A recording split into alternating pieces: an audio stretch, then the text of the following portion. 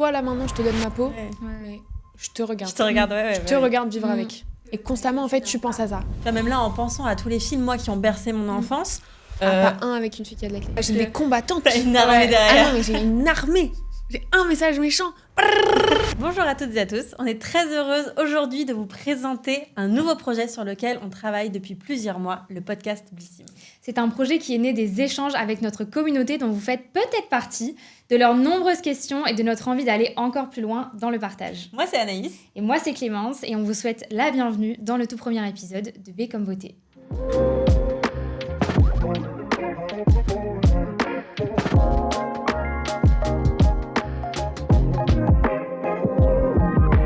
J'ai de l'acné depuis plusieurs années et j'ai l'impression de devoir me cacher tout le temps. Sans maquillage, je ne me sens pas présentable et est-ce qu'on peut vraiment apprendre à s'accepter comme ça ? Cette question, elle est centrale dans la vie de nombreuses femmes. Elle touche à quelque chose de visible, mais en même temps de très intime. Aujourd'hui, on parle beaucoup de skincare, de routine, de glow, mais toujours avec une image très lisse, très maîtrisée. Sur les réseaux, les peaux sont parfaites, filtrées, retouchées. Et pourtant, dans la vraie vie, la peau vit, change, réagit. Dans cet épisode, on va parler d'acné, de peau imparfaite et surtout du regard qu'on porte sur soi et de celui des autres. Bienvenue dans B comme beauté, le podcast Blissim qui explore la beauté dans toutes ses dimensions, y compris les plus intimes. Ici, on parle sans filtre, mais toujours avec bienveillance. Parce que la peau, l'image de soi, le regard des autres, ça fait aussi partie de la beauté. Aujourd'hui, on reçoit Océane Pedrosa, créatrice de contenu qui parle sans détour de son acné adulte et du chemin vers l'acceptation de sa peau, loin des filtres. Bonjour Océane. Hello. On est ravis de t'avoir avec nous pour cet épisode. Est-ce que tu peux te présenter en quelques mots et nous raconter un peu ton rapport à ta peau et aussi ce qui t'a donné envie d'en parler publiquement sur les réseaux sociaux ? Bien sûr, du coup, hello, je m'appelle Océane, j'ai 23 ans, je partage ma vie sur TikTok depuis maintenant 2 ans pour parler de mon combat au quotidien sur l'acné, ce que c'est d'avoir des problèmes de peau, de l'acné hormonal, vivre avec un syndrome des ovaires polykystiques et voilà. Ok, d'accord. C'est vrai qu'on parle beaucoup d'acné tout au long de sa vie en fait. Ouais. C'est un sujet qui est prédominant à l'adolescence, mais au final c'est aussi un problème à l'âge adulte, mais on en parle beaucoup moins. On va remonter un petit peu le temps et on aimerait savoir un peu ton histoire, connaître ton histoire avec l'acné. Bien sûr. Ça fait plus de 10 ans aujourd'hui, donc je pense qu'à partir de 13-14 ans, au collège, j'ai commencé à avoir mes premiers boutons. Okay. Donc on s'inquiète pas, et j'étais toujours pas réglée. Et donc j'ai commencé à avoir de plus en plus d'acné, donc c'est les premiers rendez-vous dermatologue, donc on te prescrit les premières crèmes sur ordonnance, etc. Okay. Tu commences tes premières routines de skincare, tu commences à te renseigner. Je commence à me maquiller au collège, du coup, très tôt, comparé à mes copines qui mettaient que du mascara, c'est très rapidement du fond de teint, du correcteur, donc moi je voulais camoufler. Ensuite, arrivé au lycée, toujours pas réglée. Donc on commence à s'inquiéter avec ma maman. J'ai eu mes premières règles, je pense, à 16-17 ans. Okay. À 17 ans. Donc, ce qui est relativement tard finalement. C'est tard. La majorité des En fait, filles, on me disait, Océane, t'es très grande, très mince, tu fais beaucoup de sport, donc c'est pour ça, t'inquiète, c'est à cause de ta morphologie. Et en fait, au final, j'ai fini par faire une IRM pelvienne à 17 ans et on m'a dit, tu as le SOPK. Et sauf qu'on me l'a vraiment balancé comme ça, sans rien m'expliquer, en me disant, le SOPK, c'est le syndrome des ovaires polykystiques. Et en fait, le médecin, il a voulu me le vulgariser, vu que j'étais jeune, pour que je comprenne. Et il a très mal fait. Il m'a dit, donc, t'as des kystes dans tes ovaires, ça bloque l'arrivée de tes règles, mais il faut absolument que t'aies tes règles, parce qu'en tant que femme, c'est hyper important d'avoir ses règles dans sa vie. Je vais te donner une pilule pour que t'aies tes règles, qu'elles soient régulières. Et tu n'auras jamais d'enfant, vu que tu n'as pas tes règles. Il te il dit a dit ça ça cache. Direct. à 17 ans. Ah ouais. Et vraiment, ça met cette information dans ta tête, depuis très jeune, que tu vas garder très longtemps, qui est une mauvaise information. Ouais. Et donc, il me dit ça. Et ensuite, je suis sous pilule depuis jusqu'à il y a 2 ans. Ok. Et là, j'ai commencé mes premières cures d'antibiotiques contre l'acné, des vitamines type prendre du zinc, etc. Parce que du coup, la pilule, elle t'a pas... Ça n'a rien changé. Ça n'a rien changé parce qu'on dit J'avais souvent... quand même de l'acné. On dit souvent, ah, mais t'as de l'acné, Ouais, prends la pilule et tout. Même moi, adolescente, on me l'a dit. Ouais, bien sûr. Et en fait, ça change. Moi, ça n'a pas aidé.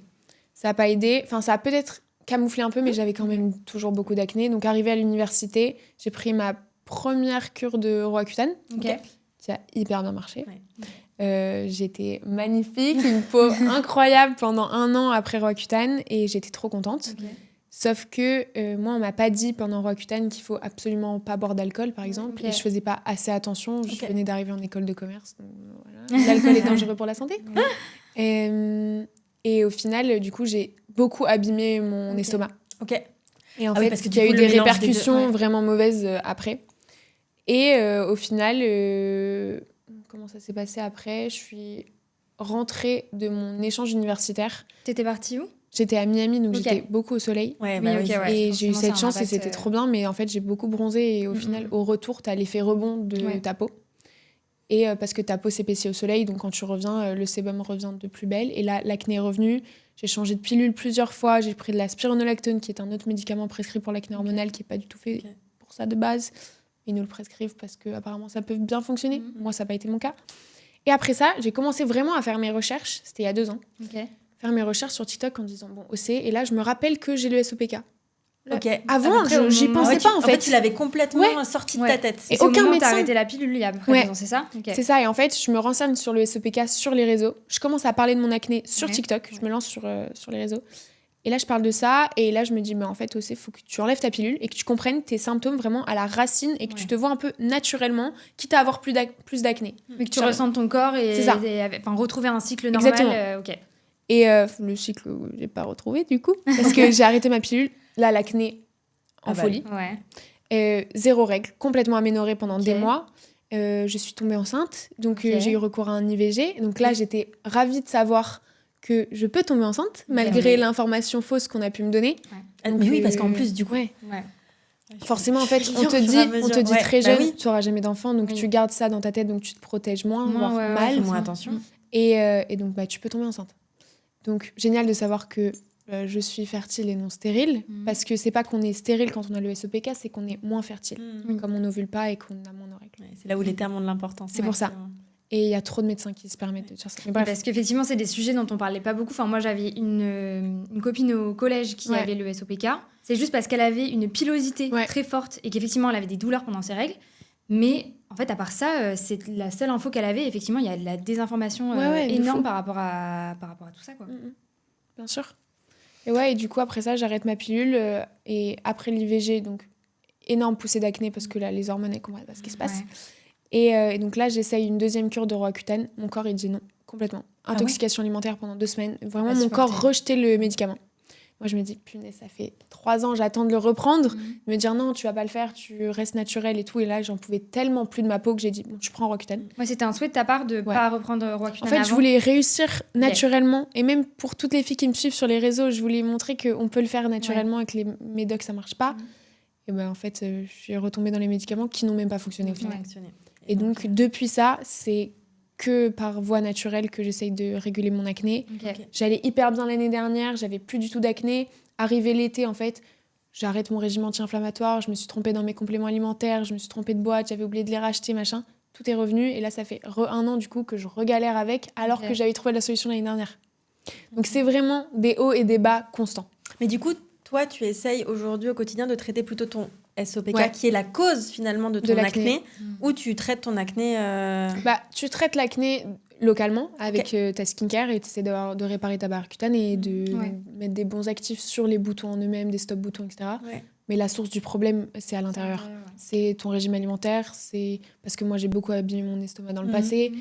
C'est tes hormones, prendre les bons compléments, c'est un tout en fait. Mais est-ce que tu ressens aussi un décalage avec donc, tout ce que tu as appris sur, tu vois, depuis ces 2 ans sur la nutrition ou sur ton SOPK, etc., VS, quand tu étais au collège et au lycée où tu as commencé à avoir de l'acné, tu vois, sur l'état de ta peau, sur même toi, ton état émotionnel, est-ce que tu vois une différence sur cette évolution de ton acné ado à l'acné adulte ? L'acné ado, pour moi, c'était juste, t'es ado, t'as du sébum, t'inquiète, ça partira après avec le temps. Donc, t'essayes pas de calmer la source. Moi, au lycée, je m'enfilais des paquets de trucs sucrés comme pas possible.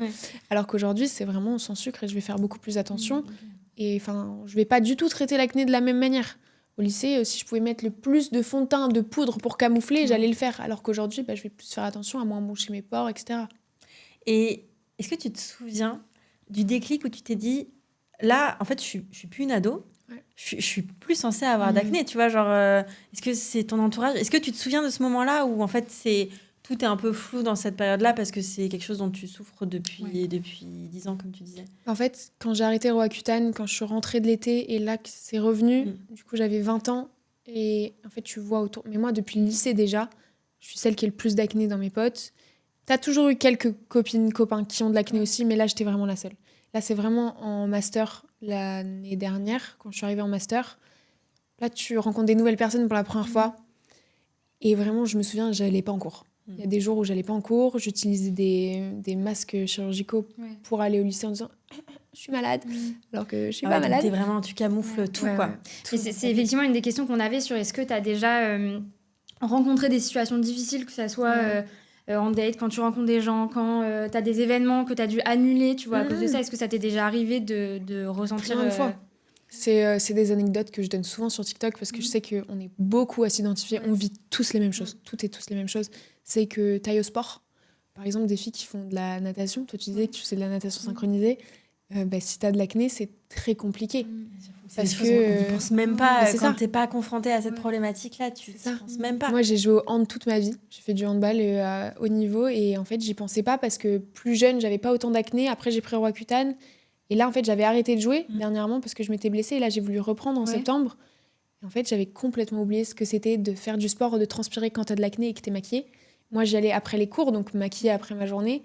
Là, en fait, tu vois le moment où tu vas t'essuyer parce que tu transpires et tu fais ça. Là, tu vois la trace de fond de teint sur ton bras et tu te dis, merde, mais là, du coup, j'ai une trace qui a disparu de mon visage, genre ça va pas aller, là, t'as une charge mentale que constamment, que en fait, tu tu pas, penses à ça. Tu penses plus à ton jeu et tu penses à qu'est-ce que tu ressembles, qu'est-ce que les gens vont penser. Si je vais devant la tribune après le match, je vais voir mes potes, ils vont me voir comme ça, t'as pas envie. C'est horrible.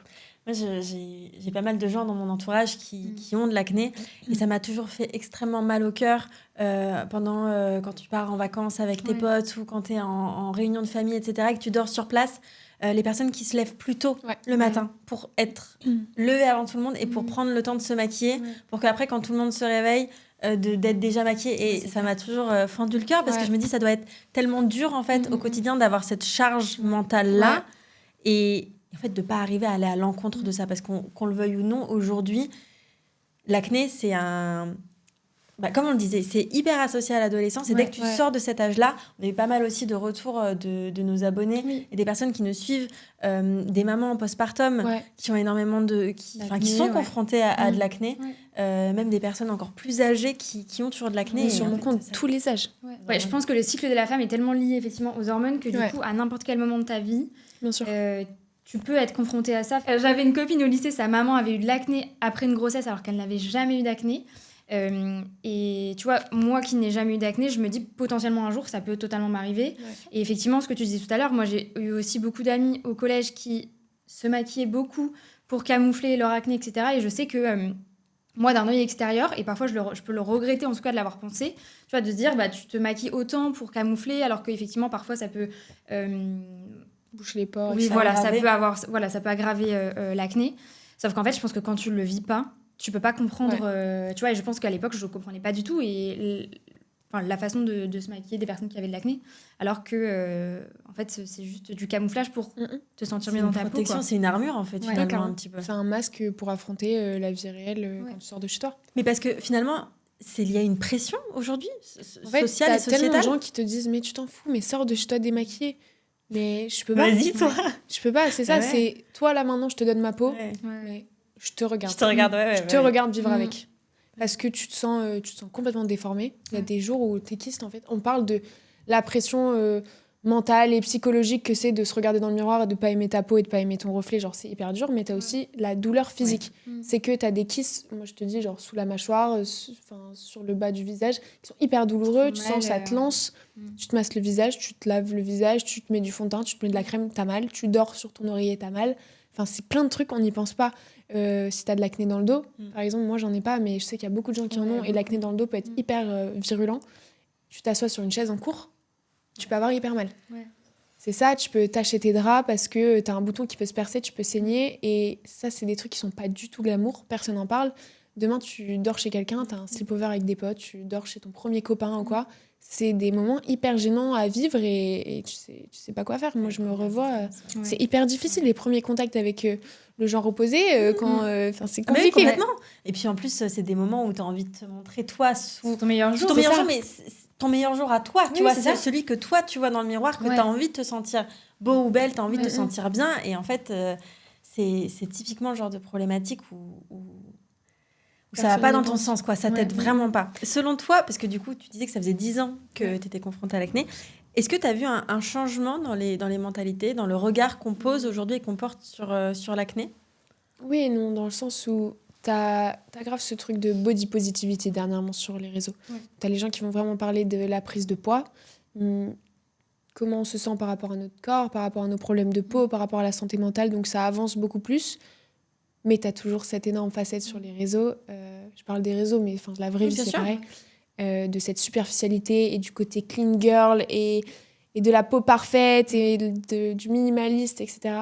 Et donc, tu as vraiment deux côtés. Et c'est pour ça que moi, je dis vraiment à toutes les personnes qui me suivent, allez du bon côté des réseaux sociaux et regardez ce que c'est la réalité et de voir des campagnes publicitaires avec des personnes qui ont une peau acnéique. Et c'est ça qu'on veut voir. Et donc, ça évolue, ça aide. Mais au fond, tu as toujours envie d'être jolie et tu as toujours envie de ne pas avoir d'acné. Et je dis pas qu'avoir de l'acné, c'est être moins jolie. Même si on le dit au quotidien. Mais on se sait, demain, j'ai plus d'acné, j'ai plus de problèmes, je sais que je suis beaucoup plus jolie. C'est des injonctions, je pense, qu'on a et qu'on porte au quotidien. Et malgré le fait qu'on soit conscient du fait qu'il faut réussir à s'en détacher, c'est hyper difficile aujourd'hui d'avancer effectivement dans ce sens-là. Et c'est vrai que sur les réseaux sociaux, tu le dis très justement, un peu ces deux côtés-là. On nous propose, c'est vrai, souvent deux vies, deux types de vie, tu vois. Et en fait, en mode, mais c'est ça la réalité. Et en fait, c'est une réalité qui est complètement biaisée et faussée. Et... Ouais. Bah, c'est même quand il y a eu justement cette tendance de clean girl qui après c'est devenu messy girl et machin. Exactement. Et en fait, j'avais entendu des gens sur les réseaux dire un peu, en fait, ces tendances, on en a marre parce que justement, c'est des fausses réalités. Tu vois, que les gens montrent. Et en soi, si ta réalité, c'est d'être une clean girl, d'avoir une vie plus ou moins parfaite, hyper clean, machin, bah, ça, c'est très bien, mais c'est pas la réalité de tout le monde. Et inversement pour d'autres tendances. Et du coup, c'est vrai qu'avec tout ce qu'on voit sur les réseaux, tu le disais très justement tout à l'heure, il y a eu effectivement l'essor du body positivisme chez aussi plein de marques. Mais on voit encore très peu de peau plus réelle sur des shoots de beauté, sur même pas que beauté d'ailleurs, tu vois, même... sur les défilés, etc. Enfin, oui, on voit un peu plus de corps différents, de carnations différentes, mais rares sont les fois où tu vas voir quelqu'un qui va avoir de l'acné. Oui, ou même... aujourd'hui, on parle d'acné, mais c'est pareil pour l'eczéma, c'est pareil pour le psoriasis, c'est pareil pour toutes les réalités de peau auxquelles les gens sont confrontés. Et je pense que ça crée aussi un souci de représentativité. Je suppose que toi, toute ta vie, t'as pas réussi peut-être à t'identifier comme... C'est hyper important dans la construction d'une jeune femme, d'une petite fille, jeune femme et après femme à l'âge adulte, de se dire, en fait, tu vois, même là, en pensant à tous les films, moi, qui ont bercé mon enfance... pas un avec une fille qui a de l'acné. Voilà, déjà, et la personne qui a des boutons, c'est toujours la personne horrible. C'est horrible dans la construction d'une personne. C'est vraiment la personne un peu mimi cracra, la nerd et tout dans les films, c'est ça? Alors qu'en plus, le fait d'avoir de l'acné n'a pas forcément un rapport avec l'hygiène. Au contraire. Et tu vois, et c'est typiquement un truc qu'on nous montre partout. Enfin, si t'as des boutons, c'est que... Tu te laves mal le visage. Ouais, voilà. Ça, c'est quelque chose auquel toi, t'as été confrontée. Enfin, c'est des choses qu'on t'a dit. Mais même, tu regardes les commentaires. C'est que ça, c'est change ta tête d'oreiller, bois plus d'eau. Non mais lave-toi le visage, mieux. Frotte, vraiment frotte. Hein. Quoi que je me frotte pas, qu'est-ce qui se passe? Ça ne part pas juste en frottant le visage. Ça, c'est que des gens sur les réseaux sociaux où t'as déjà eu des médecins qui t'ont... Dans la vraie vie, même les médecins. Même dans le secteur du médical et tout. Mais ils te disent des trucs qui sont tellement choquants. Enfin, mais un été, je vais voir cette dermato. Je lui dis, là, j'en pouvais plus. Je pense que c'était à 2 ans, avant que j'arrête la pilule et tout. En plus, comme j'habitais à l'étranger pour mes études, je galérais à prendre des rendez-vous, etc. Et j'arrive au rendez-vous vraiment pleine d'espoir. À chaque fois, t'attends tous les 6 mois. En plus, c'est pas facile d'avoir des rendez-vous dermato. T'arrives avec ton dossier comme ça. Je lui dis, voilà, j'ai déjà tout fait, j'ai toutes les analyses et tout. Aidez-moi. Oui, bon, vous avez beaucoup d'acné. Bon, je peux pas vous donner Roaccutane, on est en plein été. De toute façon, vous habitez dans le sud de la France. Bon, vous allez à la mer. L'eau salée, ça va aider votre peau. Parce que oui, c'est antibactérien, l'eau salée. Mais enfin, bon, faut qu'elle soit très propre, ton eau salée. La mer dans le sud, je suis pas sûre que ce soit le truc avec le moins de bactéries, tu vois. Et t'as le soleil. Ça va vachement vous aider parce que vous allez bronzer, etc. Les cicatrices vont disparaître. Je me suis dit, toi, t'es dermato, là. Toi, là, tu me dis d'aller brûler ma peau au soleil. Je rêve. Et donc là, tu sors de là. Merci. Merci. 70 €, 6 mois d'attente pour rien. Vraiment, justement, on a l'air des dermatos et je sais que parfois, le fait de prendre Roaccutane, on conseille d'aller avoir un suivi, d'avoir un suivi psychologique à côté. Mais en fait, c'est parfois tellement une réelle souffrance que je pense que c'est limite conseillé, tu vois, d'avoir un suivi ou en tout cas d'être bien entouré. Parce que je sais que même dans les relations que tu as avec tes amis, ta famille et tout, parfois ça peut aussi avoir un impact. Enfin, tu vois, le regard de ces personnes-là sur toi, ça peut aussi avoir un impact psychologique, quoi. Ouais, bien sûr. Mais moi, par exemple, j'ai jamais eu de suivi psychologique. Je suis allée chez la psy la première fois il y a 1 mois. Et très sympa. Félicitations. Mais non, moi, mon psy, c'est TikTok en vrai. Ça a été tellement thérapeutique d'en parler. C'est comme si, tu vois, quand j'allais en cours, ça m'est déjà arrivé de dire ah punaise, j'ai un énorme bouton là. Et tu le dis, tu sais pas pourquoi les gens disent ça. Mais oui, c'est comme si tu dis ah je me sens trop moche aujourd'hui dans ma tenue. Et en fait, je pense qu'on le dit en disant bah voilà, j'ai mis mon défaut devant tout le monde, du coup maintenant personne ne peut m'attaquer. Donc c'est un peu la même chose. Et là, le fait de l'avoir fait sur TikTok, c'est plus du tout un sujet tabou. Et donc tout le monde est au courant. Et on va plus en parler. Ou alors on va en parler en positif. Ah ben c'est trop bien, t'as parlé de ça, t'as aidé des gens et tout ça. Mais c'est plus ah t'as vu ta peau. On peut plus t'attaquer dessus en fait. Parce ça. que t'es consciente toi-même du. En fait c'est toi qui décides si on peut t'attaquer dessus ou pas. Bah puis ça engendre tellement d'engagement, je pense aussi positif sur des personnes qui sont contentes de voir que tu prends la parole dessus, que je pense demain tu vas recevoir des commentaires négatifs. Au pire des cas, il y a d'autres personnes qui vont s'occuper de leur répondre à ta place quoi. J'ai des combattantes. T'as une armée derrière. Ah non mais j'ai une armée. J'ai un message méchant. Mais parce que toi, est-ce que tu avais aussi des comptes que tu suivais ou justement, enfin, parce que je pense que les contenus que tu fais peuvent faire du bien à beaucoup de filles et femmes qui se sentent concernées par l'acné adulte et le SOPK. Ouais, et qui même, je me suis posé la question en regardant tes contenus, des mamans aussi qui peuvent être confrontées par rapport à leurs enfants. De se dire ah mais je sais pas du tout comment accompagner mon enfant en fait dans cette période qui a l'air d'être horrible pour lui ou pour elle. Oui, pardon, je t'ai coupé. Non, mais tu vois, du coup, est-ce que les contenus que toi, tu fais, tu les as fait aussi parce que ça n'existait pas sur ces plateformes et que toi, t'arrivais pas vraiment à t'identifier sur les contenus de quelqu'un d'autre, ou est-ce que ça t'a aidé et du coup, t'avais aussi envie, à ton niveau et à ton échelle, d'aider aussi d'autres personnes? Honnêtement, j'ai vraiment pas réfléchi en fait. Je suis rentrée de mon stage que j'avais fait dans une agence de réseaux sociaux et je me suis dit bon bah aussi c'est trop cool ce qu'ils font les gens sur les réseaux. Ça fait longtemps que tu as envie de faire ça, mais de quoi toi tu vas parler? T'as pas une vie aussi stylée pour faire des Get Ready With Me tous les jours. Et puis en fait, je suis rentrée à Madrid et je me suis dit bon, je me suis regardée dans le miroir, je me suis dit il y a un truc qui te saoule vraiment au quotidien, c'est ton acné, ça te pourrit la vie, tes hormones pareil, tes règles, bah parle de ça. Et en fait, direct, énormément d'amour. Mais vraiment, des retours tellement positifs et de sentir que t'aides des gens. Et du coup, maintenant, juste, je partage mon quotidien. Mais ça les aide eux, mais ça m'aide tellement moi qu'en vrai, je pense qu'au fond, je le fais pour moi. Et d'aider des gens, ça t'aide toi. Donc, ça te fait du bien à toi, au fond. Mais du coup, ça soulève aussi une autre question. On parle beaucoup de l'acné comme étant un problème personnel, parce que tu es toi-même la première concernée. Mais on parle d'une conséquence de l'acné comme étant la difficulté d'affronter le regard des autres. Mais aujourd'hui, selon toi, qu'est-ce qui est plus difficile? C'est le regard des autres ou c'est le regard que toi-même tu poses sur toi et ta peau? C'est ton regard à toi. C'est ton regard à toi. Ouais. Le regard des autres, bon, bah, ça peut être difficile si tu as eu beaucoup de critiques, etc. Les enfants au collège, au lycée, on peut être dur entre nous. Tu as peur que les gens te regardent dans la rue, tu vas éviter le regard, les eye contact, etc. Tu vas baisser la tête, je sors pas sans maquillage et tout ça. Mais c'est ton regard à toi. C'est quand tu rentres chez toi et tu sais qu'il y a ton chéri qui t'attend, bah, tu te dis, j'ai pas envie qu'il me voit comme ça, j'ai envie d'être belle pour lui. Quand tu vas en réunion de famille, quand tu dors chez tes potes, quand t'es l'été en vacances, tu te dis, j'ai pas envie d'être comme ça pour moi. Bon, les autres, oui, bah, c'est génial. Si demain tout le monde avait de l'acné, oui, je sortirais sûrement de chez moi sans make-up, tu vois. Mais c'est ton regard à toi, en vrai.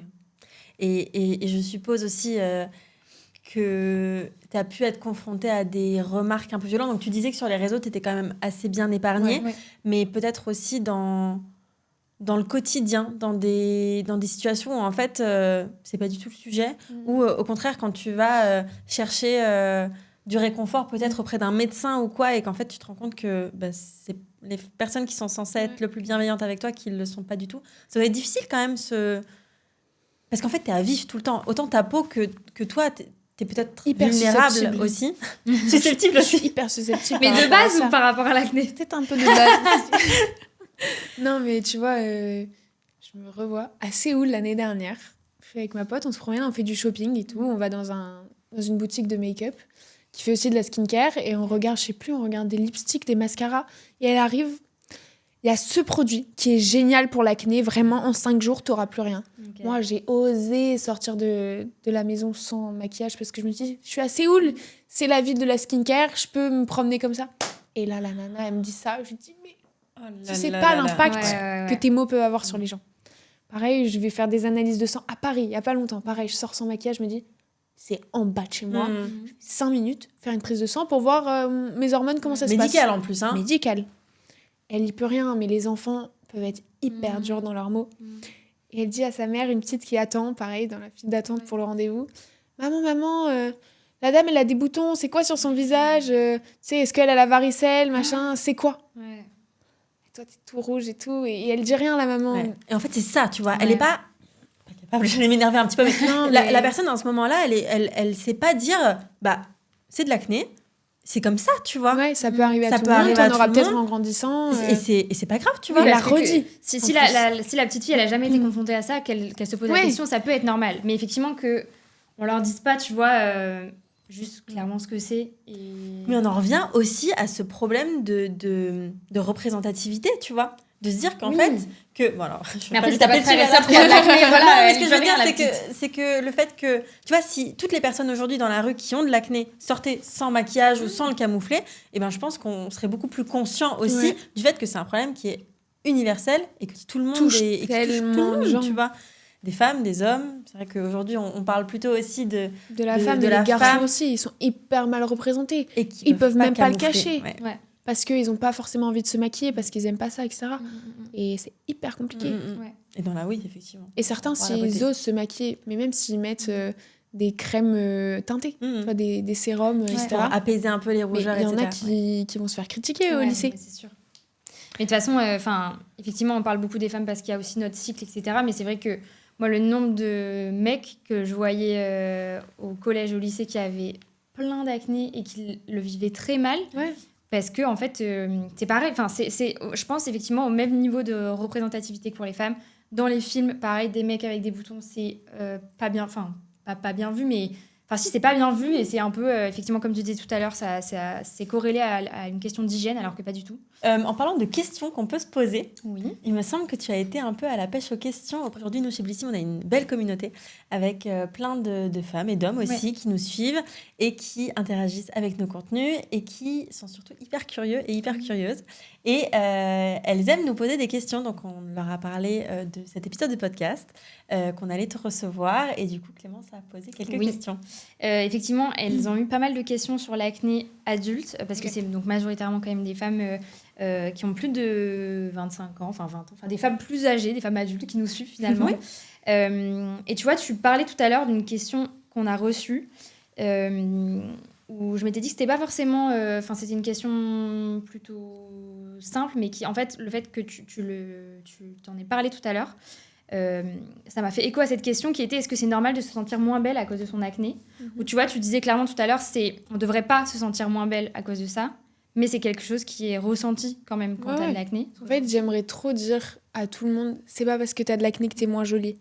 Et même moi-même, je me le dis dans mon miroir en me disant, t'es belle, même si t'as de l'acné, ça va aller mieux, etc., ça va disparaître. Mais ce serait mentir que de te dire, t'es tout aussi jolie si t'as de l'acné, parce que j'aimerais trop qu'on y croie, mais on sait que c'est faux. Mais c'est pas t'es aussi jolie, c'est t'es quand même jolie, tu vois. Ça n'enlève pas ta beauté, même si toi tu te trouves mieux sans, c'est normal de se sentir mieux sans, mais même avec, on est quand même jolie. Parce qu'effectivement, il y avait aussi cette question qui peut être corrélée à celle-ci, qui est l'acceptation de soi quand tu as de l'acné. Et à quel moment, toi, par exemple, dans ton parcours, tu as réussi à avoir, ou peut-être que tu l'as toujours eu d'ailleurs, confiance en toi, parce que tu peux avoir de l'acné et moi, j'ai pas confiance en moi. Non, mais pas du tout. Tu vois, j'accepte pas du tout ma peau. Mais est-ce que tu as eu un déclic qui a fait que c'est allé mieux? Est-ce que tu as des conseils Non, mais en fait, c'est juste que à partir du moment où t'en parles, les gens peuvent plus en parler à ta place. Donc, et dans tous les cas, ça se voit dans la vraie vie, tu vois. Donc, même si je suis maquillée, tu vois quand même la texture sous ma peau, etc. Donc, je me dis, quitte à en parler vraiment, quoi. Les gens le verront toujours. Trouve et cherche la source du problème à la racine. Et après, tu verras. Mais comment aller mieux au quotidien Oui, et pour te sentir mieux, limite, mais aussi l'accent sur des choses que tu acceptes chez toi et que tu trouves très belles. Si tu as des beaux cheveux, si tu as des beaux yeux, si tu as une belle bouche, etc. Limite, tu vois, on parlait de maquillage tout à l'heure et on pourra en reparler ensuite, mais sur la façon de te maquiller, peut-être qu'il y a aussi des choses qui changent, peut-être que tu as envie de mettre plus en valeur du coup. Nous, on est souvent beaucoup plus apprêtés, tu vois, dans le sens où moi, par exemple, j'ai les cheveux bouclés. Donc, je sais que quand j'avais beaucoup d'acné, j'avais énormément de mal à sortir avec mes cheveux bouclés. Je les plaquais beaucoup.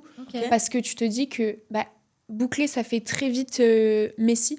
Ouais. Oui, c'est ce qu'on entend. Et du coup, tu te dis, si t'as pas le brushing parfait ou les cheveux plaqués, en plus de ta peau, ça va vraiment faire désordonné quand tu me regardes. C'est ouf, toutes tu vois, questions. t'as plein de trucs comme ça où tu vas t'habiller plus moulant, etc. pour vraiment réduire le volume de ta personne parce que tu sais que ton visage a beaucoup de volume. C'est des trucs bêtes qu'on peut faire, enfin, en tout cas que moi j'ai fait. Mais ouais, on a plein de petits trucs. Et il y a... on comprend qu'il y a effectivement beaucoup de questions que tu te poses quand tu es confronté à ça. Mais c'est intéressant, effectivement, en tant que conseil, de dire cherche la source du problème. C'est peut-être le meilleur conseil, finalement, à donner. Il me semble qu'il y a aussi une question sur ces sources, justement, sur les hormones. Donc, toi qui as le SOPK, à quel point l'acné adulte est-elle liée aux hormones et à l'alimentation, également à des pathologies comme le SOPK et pourquoi aussi on a l'impression qu'on traite surtout les symptômes, donc comme l'acné, plutôt que la cause? Est-ce que c'est quelque chose que tu as beaucoup entendu aussi dans les avis médicaux? Je pense juste que les médecins ne savent pas encore comment traiter la cause. C'est tout. Je pense qu'il n'y a juste pas du tout assez de recherche dans la santé féminine et qu'on n'y connaît pas encore assez grand-chose. Mais je suis persuadée que mon acné, c'est 100% dû à mon SOPK, mes hormones, mon alimentation. Dès que je mangeais mieux, dès que j'avais régulé mes hormones, j'avais changé de complément alimentaire et tout, j'allais beaucoup mieux. Après, en prenant Roaccutane, en faisant des cures d'antibiotiques, etc., j'allais très bien aussi. Mais ça revient après. Donc, la source, la cause du problème, c'est pas ma peau, c'est pas ma sécrétion de sébum et tout ça, mes glandes, pas du tout. Mais du coup, ça rejoint aussi ce que tu disais tout à l'heure de ce côté espoir, où en fait, le SOPK, finalement, en tout cas de ce que moi j'ai en tête, tu l'as toute ta vie, c'est quelque chose qui te suit toute ta vie. Et donc, il va effectivement falloir trouver des solutions pour réguler ton acné autrement. Parce que si c'est lié au SOPK, ça peut rester toute ta vie toute ta vie, plusieurs années. Mais c'est effectivement une autre question qu'on avait par rapport à ça. Ou sur ce côté d'avoir tout essayé, des crèmes, Roaccutane, d'autres traitements, sans résultat, ou alors de l'acné qui revient. Est-ce que tu as des solutions aussi efficaces et durables? Tu parlais aussi de nutrition tout à l'heure. Comment tu peux réguler, que ce soit tes hormones et ton acné, de façon plus durable et naturelle peut-être? En fait, je ne vais pas te dire que c'est des solutions. Je pense que c'est plus des aménagements que tu fais dans ta vie, dans ton quotidien, en fonction de toi, ta personne. Parce qu'on peut avoir toutes les trois le SOPK.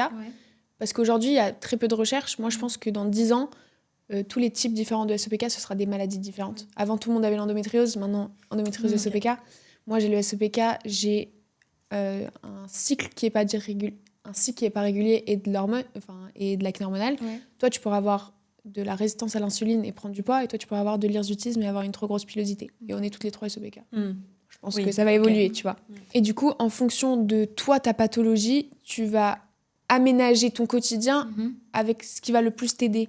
Moi, ça va être focus sur une skincare pour réparer ta barrière cutanée, etc. Mais surtout les compléments alimentaires. Moi, j'allais hyper bien. Le mois dernier, par exemple, j'avais plus d'acné. Et là, je pense que j'ai oublié un complément, donc j'ai pas eu mes règles. Donc, mon acné est revenu direct et une grosse purge. En fait, c'est une rigueur toute ta vie qu'il te faut tout le temps. Mais en même temps, il faut vivre, tu vois. Je suis là, régime anti-inflammatoire, no sugar, nanana. C'est génial. Mais c'est 80% du temps et 20% du temps, je mange des pizzas à New York. Enfin, tu vois, il faut pas se priver aussi, je pense que...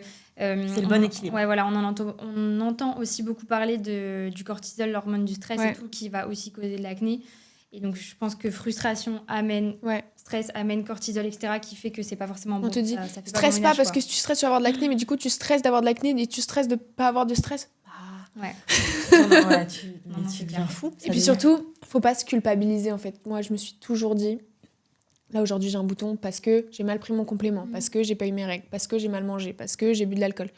En fait, non, si t'as un bouton d'acné parce qu'il y a eu un nuage de pollution à Paris et c'est pour ça. En fait, de tout le temps essayer de trouver la cause, en fait, c'est hyper compliqué et hyper contrasté, tu vois, d'essayer de trouver la source parce qu'après, t'es omnibulé par ça. C'est comme si t'avais des TCA de trouver la cause de ton acné, tu vois.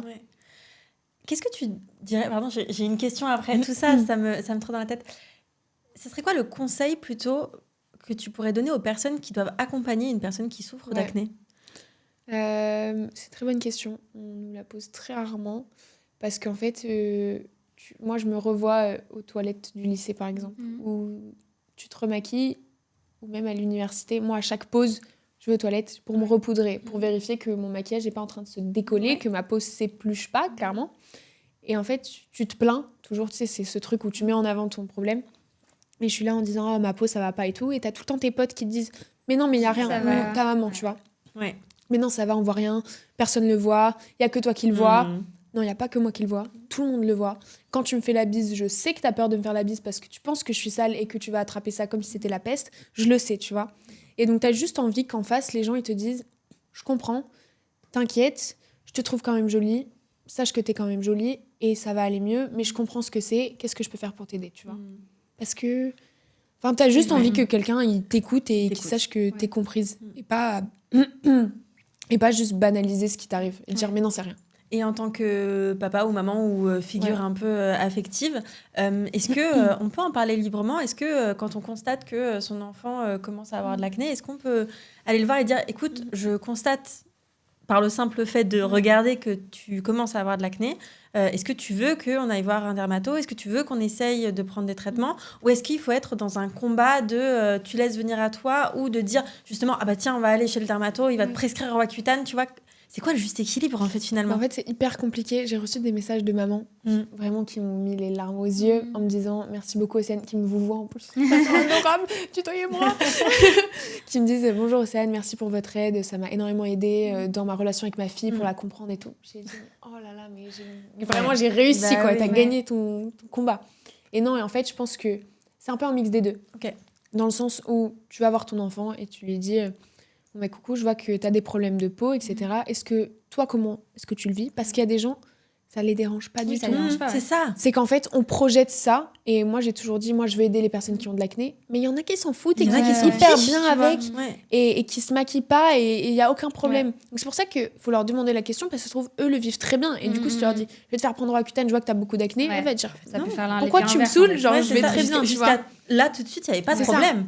Donc en fait, il faut leur demander, je pense que tu marches sur des œufs. Hein. Surtout à l'adolescence, on est assez compliqué et tout. Et puis je pense que ça dépend aussi de si en tant que parent, tu as vécu ça. Tu vois, est-ce que si tu n'as pas vécu d'acné, c'est encore plus compliqué, je pense, que si tu l'as vécu, tu peux un peu savoir comprendre effectivement le ressenti. Si tu l'as pas vécu, je pense que c'est encore plus compliqué. En fait, il faut accompagner. Tu demandes à quel point ça te dérange, comment est-ce que toi tu le vis, est-ce que tu veux que je t'accompagne, est-ce que tu veux qu'on prenne un rendez-vous, est-ce que tu veux qu'on se renseigne sur l'alimentation, est-ce que je peux t'aider ? Parce que c'est pas... T'as eu tes règles et t'as eu un craving et t'as mangé la tablette de chocolat pour qu'après ta maman elle te dise bah tu vois t'as un bouton c'est parce que t'as mangé ton chocolat, ça va pas t'aider. Et sauf qu'il y en a qui le font sans faire exprès. Les mamans on les connaît et des fois elles font ça alors que c'est bah si tu veux je regarde les plats que tu peux manger plus pour réduire le sucre, on cuisine ensemble, on fait les courses ensemble, c'est vraiment un accompagnement. Enfin faut sentir que t'as une épaule sur qui te reposer. Et parce que je pense que aussi et t'en fais partie, les prises de parole sur les réseaux vont justement aider les parents, comme tu le disais, les parents qui t'envoient des messages, etc. Ou à notre époque, on est pas si vieille, les dinosaures. À l'époque de nos parents plutôt, ça se passait pas comme ça, tu vois. Effectivement, je pense que ce soit pour l'acné, mais pour plein d'autres problèmes, c'est plutôt pointer du doigt le mauvais geste plutôt que d'accompagner. Et effectivement, je trouve ça bien que des personnes comme toi continuent d'en parler sur les réseaux pour pouvoir éduquer autant les enfants que les parents. C'est pas mal parfois d'éduquer les deux. Et en parlant de gestes, je crois que la dernière question qu'on a reçue de notre communauté, je la trouve hyper intéressante aussi. Effectivement, donc c'était comment prendre soin d'une peau acnéique sans l'agresser, parce qu'on sait que effectivement du coup c'est des gestes qui sont différents, que ça soit skincare, make-up. Effectivement, est-ce que tu as des gestes à éviter et ce qui fait un peu la différence sur ta peau ? Alors moi j'ai remarqué pendant longtemps que j'ai traité ma peau comme une peau acnéique. Donc c'est vraiment focus sur mettre du stop bouton partout sur chaque bouton, sauf que quand on a sur tout ton visage, t'en mets partout, sauf qu'en fait ça va beaucoup agresser ta peau et en fait pour se protéger ta peau, elle va renvoyer encore plus de sébum et créer encore plus de boutons.